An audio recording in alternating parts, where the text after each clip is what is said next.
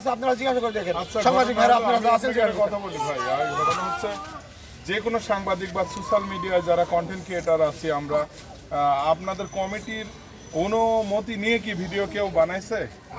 না, আমাদের অনুমতি নেই এখানে ভিডিও তাহলে আপনার অনুমতি না নিয়ে যদি আমি ভিডিও বানাই তাহলে তো এটা গুনাহগার কিংবা পাপী বা দুষ্কৃত আমি কিন্তু নিজে। অবশ্যই আমি আপনার ভিডিও ছাড়ছি।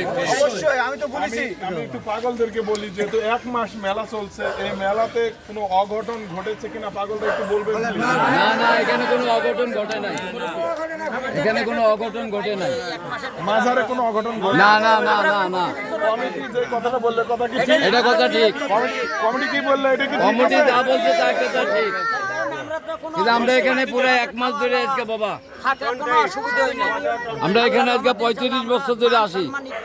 আল্লাহ রাখছে এনরা দেখালো। তাহলে যে মিথ্যা প্রচার করছে, এই প্রচারের জন্য এই সাংবাদিকের নামে আমরা অ্যাকশন চাই। এই সাংবাদিকের নামে আমরা অ্যাকশন চাই।